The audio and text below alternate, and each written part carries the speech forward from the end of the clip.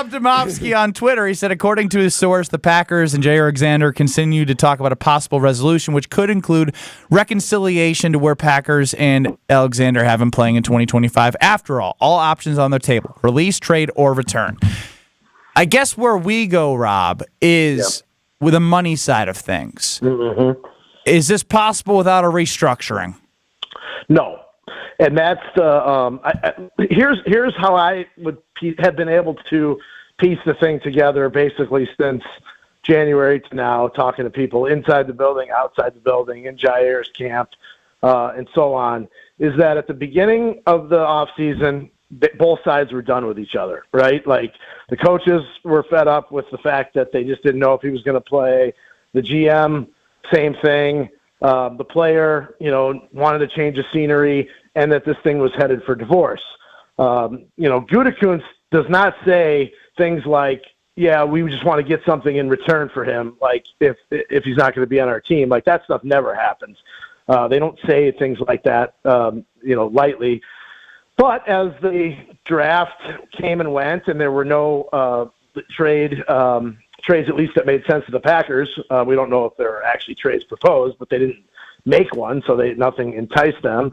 The market then for Jaire, probably dried up a little bit because teams filled their holes in the draft, and the two sides were kind of left looking at each other going, okay, what now? Now, I did report a month or so ago that at that point the Packers had not offered Jaire a restructured contract, and if they had, he wouldn't have taken it. Well, clearly they're talking about something right now, so you would assume that has to mean that he's at least considering, looking at a restructured deal. There's a number of ways they could do that. That is, the Mason Crosby deal from 2013, when he took a massive pay cut after his really bad year, but they gave him incentives in which he could earn it all back.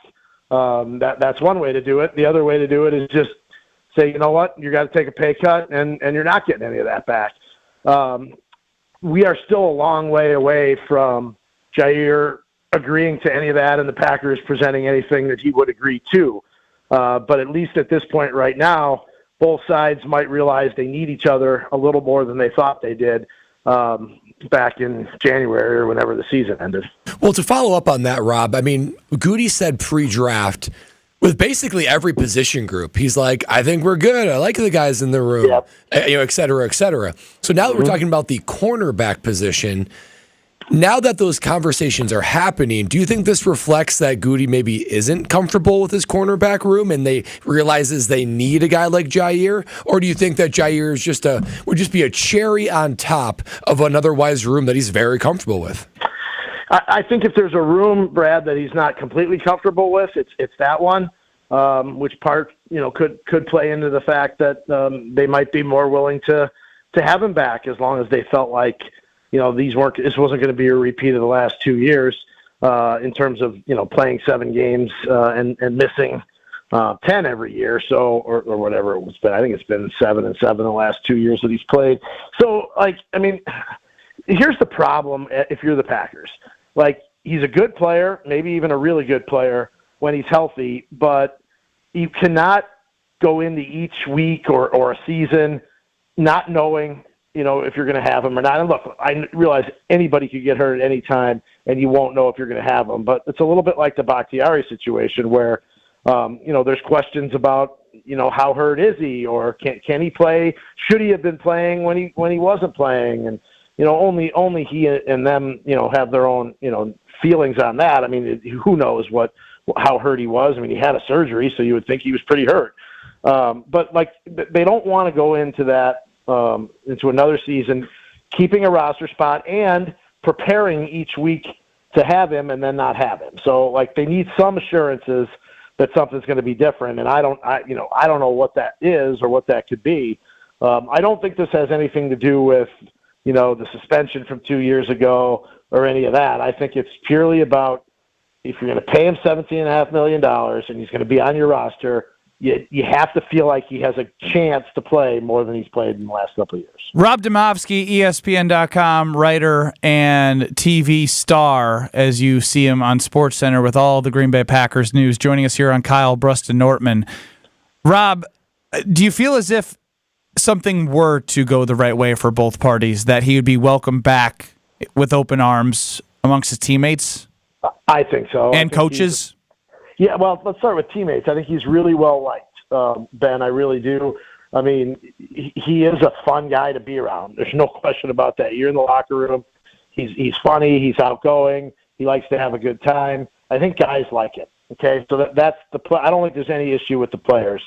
The coaches, they're the ones that have to deal with the fallout when a guy, you think he's going to play and you prepare to have him and he doesn't play. So, like, to me, that's where the greatest frustration level, from the way I could sense it, was from the coaches. And again, how do you know? Here's my thing, Rob. They were a top 10 defense last year with that scenario. And if you're able to put your money, I know there's a money component, right? If you're paying a certain amount, you expect a result from somebody. But if you are able to restructure and he's back and it's more incentive based on time on the field, then doesn't that alleviate the stresses of the expectations? Yeah, if he's willing to do that, but at this point, who knows what he's willing to do and how much he's willing to take off the contract. So those are all questions at this point, Ben, that we don't have an answer to. Do you suspect this will take a long time to resolve, or is this like a Jordan Love contract situation last year that this could go through training camp?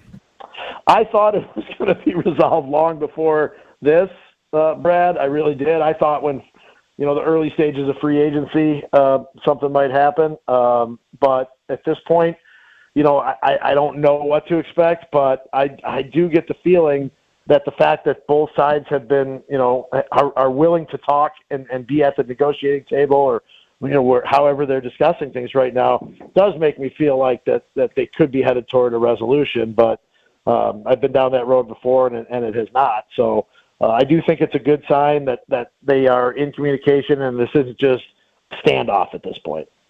Rob Demovsky, real quickly before we let you go, because I know you're running around.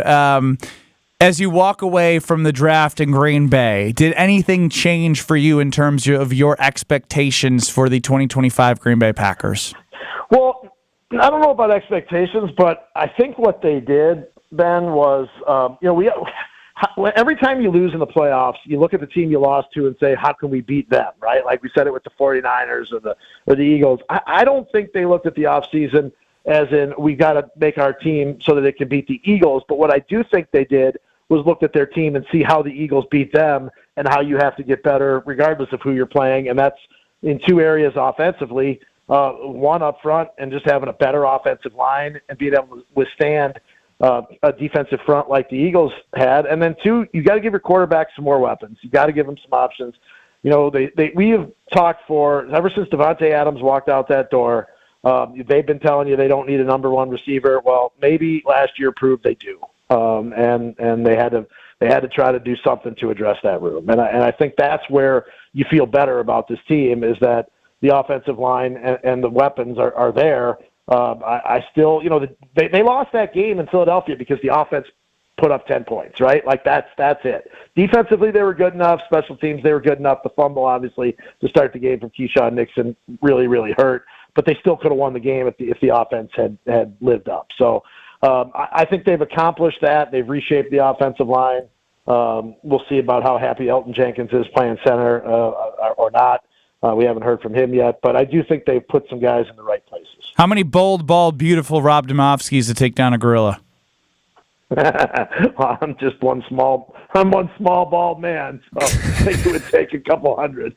All right, we need more than 100 for Rob, but yet he still thinks 100 Strophes can do it. I'm really turned around right now in this world. Trophy's young and strong and active. Strong?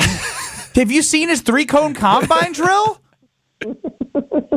Well, there's guys. That's going to be the full charge at those gorillas. Hey, they're going to be laughing at him. I'm not a test. I don't fall in love with guys because they test well or don't test well. God, I love Rob. I fall in love with Rob Demovsky because he's got my damn back. I'm like, you two clowns. So you're saying